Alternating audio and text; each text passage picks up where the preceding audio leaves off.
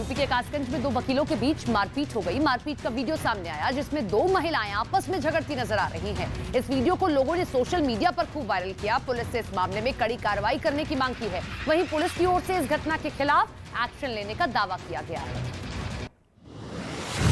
UP के प्रतापगढ़ में जमीन विवाद में दो पक्षों के बीच मारपीट हो गई, जिससे इलाके में चीख पुकार मच गई। इस दौरान लोग एक दूसरे पर लाठी डंडे बरसाते नजर आए। कुछ लोगों ने बुजुर्ग की पीट कर हत्या कर दी। वहीं झड़प में कई लोग गंभीर रूप से घायल हो गए हैं। इस मामले में पुलिस ने 4 लोगों को गिरफ्तार कर लिया। मध्य प्रदेश के मुरैना में प्रशासन ने इनामी बदमाश के खिलाफ बड़ी कार्रवाई की है। गुड्डा गुर्जर गिरोह के सक्रिय सदस्य के घर पर पुलिस पहुंची और बुलडोजर चलाकर घर को ढहा दिया गया। बताया जा रहा है कि इलाके के कुख्यात बदमाश पर नकेल कसने के लिए पुलिस उनके सदस्यों से लगातार कार्रवाई कर रही है।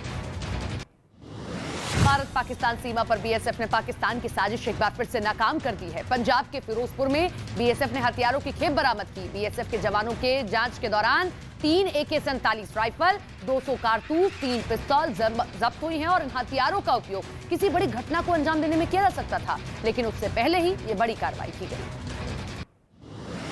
यूपी के ललितपुर में एक लड़के का फायरिंग करते वीडियो आया सामने। बताया गया कि लड़के ने खुद पिस्तौल लेकर फायरिंग करने का वीडियो बनवाया, फिर वीडियो सोशल मीडिया पर खुद अपलोड किया। मामला कोतवाली मेहरौनी इलाके का है। वीडियो वायरल होने के बाद पुलिस ने मामले को गंभीरता से लिया और मामले की जांच शुरू कर दी।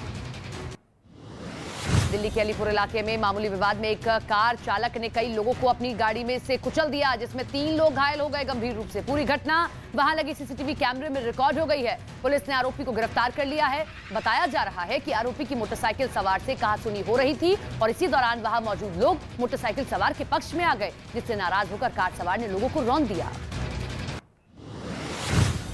मुंबई में प्रोड्यूसर कमल किशोर मिश्रा को गिरफ्तार कर लिया गया है। कमल किशोर पर अपनी पत्नी पर गाड़ी चढ़ाने का आरोप है। घटना वहां लगे सीसीटीवी कैमरे में रिकॉर्ड हो गई, जिसमें पत्नी को गाड़ी से टक्कर मारते दिखाई दिया है। शिकायत के मुताबिक घटना वाले दिन पीड़ित अपने पति की तलाश में निकली थी और उसे पार्किंग एरिया में अपनी गाड़ी में एक दूसरी महिला के साथ पाया था। यूपी के बस्ती में वर्दी में शराब पीते पुलिसकर्मियों को वीडियो वायरल हो रहा है। आरोप है कि दोनों पुलिसकर्मी लड़की से छेड़खानी करते थे। शिकायत करने पहुंचे लड़के से 5000 रुपए रिश्वत की मांग की। बताया गया कि जब दोनों आरोपी लड़के की दुकान पर रिश्वत के लिए पैसे लेने के लिए पहुंचे तो शराब पीने की इच्छा जाहिर की। वहीं सार्वजनिक जगह पर शराब पीने लगे। वीडियो सामने आने पर आरोपी पुलिसकर्मी को निलंबित कर दिया गया है।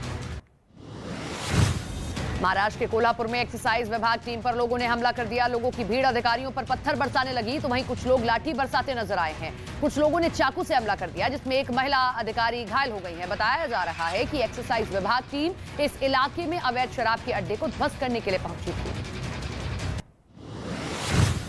पीएम मोदी ने गृह मंत्रियों और राज्यों के डीजीपी के चिंतन शिविर को संबोधित किया और इस मौके पर प्रधानमंत्री ने सभी राज्यों को एक दूसरे से सीखने और प्रेरणा लेने की सलाह दी। पीएम ने देश की बेहतरी के लिए मिलजुल कर काम करने को कहा है और वहीं चिंतन शिविर में साइबर क्राइम, नारकोटिक्स और ऑनलाइन टेररिज्म जैसे मुद्दों पर मंथन हुआ है। संयुक्त राष्ट्र सुरक्षा परिषद की आतंकवाद से जुड़ी 2 दिन की महत्वपूर्ण बैठक की शुरुआत हो गई है। इससे पहले मुंबई में 26/11 में हमले में मारे गए लोगों को श्रद्धांजलि दी गई। इस दौरान विदेश मंत्री एस जयशंकर के साथ ही ब्रिटेन की नई सरकार के विदेश मंत्री और सुरक्षा परिषद के सदस्य देशों के नेता मौजूद रहे। मुंबई के बाद कल दिल्ली में विदेश मंत्री और सुरक्षा परिषद के सदस्य देशों के प्रतिनिधिमंडल की बैठक होगी। रक्षा मंत्री राजनाथ सिंह ने लद्दाख पहुंचकर वहां के लोगों को बड़ी सौगात दी। राजनाथ सिंह ने लेह में 75 प्रोजेक्ट का लोकार्पण किया। 2 हेलीपैड, एक जीरो कार्बन हैबिटेट को देश को समर्पित किया। सड़क, टनल, ब्रिज की सौगात मिलने पर लोग झूम उठे हैं। कार्यक्रम के दौरान भारत जिंदाबाद के नारे लगे और इस मौके पर रक्षा मंत्री ने बीआरओ के विकास कार्यों की जमकर तारीफ की है। ऋषि सुनक आज ब्रिटेन के पीएम पद की शपथ लेंगे। इससे पहले पीएम मोदी की ऋषि सुनक से बात हुई। दोनों नेताओं के बीच कई मुद्दों पर चर्चा हुई। पीएम मोदी ने ऋषि सुनक को प्रधानमंत्री बनने पर बधाई दी। दोनों नेताओं के बीच सामरिक साझेदारी को मजबूत करने पर और जोर देने पर भी सहमति बनी है। इसके अलावा फ्री ट्रेड एग्रीमेंट पर भी चर्चा हुई है। ट्विटर खरीदने के बाद एलन मस्क ने बड़ा एक्शन लिया। उन्होंने ट्विटर के सीईओ पराग अग्रवाल और सीएफओ नेड सेगल को कंपनी से बाहर कर दिया और इस बात की जानकारी एलन मस्क खुद ट्वीट कर दी है। कुछ समय पहले ही एलन मस्क ने सोशल मीडिया प्लेटफॉर्म पर फेक अकाउंट की संख्या की वजह से पराग अग्रवाल पर ट्विटर के निवेशकों को गुमराह करने का आरोप लगाया था। सरकार के संस्कृति मंत्रालय ने प्रधानमंत्री मोदी के अब तक के सफर को पेंटिंग के जरिए प्रदर्शित किया है। इसमें प्रधानमंत्री के वडनगर रेलवे स्टेशन से संसद का सफरनामा बड़े कैनवास पर पेंटिंग के जरिए प्रदर्शित किया गया। केंद्रीय मंत्री जी किशन रेड्डी ने एग्जीबिशन का उद्घाटन किया, जिसे लोगों के लिए national gallery of modern art में खोल दिया गया है। बिहार उपचुनाव में नीतीश कुमार आरजेडी के उम्मीदवारों के लिए प्रचार नहीं करेंगे। बताया गया कि मुख्यमंत्री के पैर में जख्म की वजह से उपचुनाव प्रचार में सक्रिय नहीं रहेंगे, लेकिन जेडीयू अध्यक्ष समेत दूसरे बड़े नेता चुनाव प्रचार में शामिल होंगे।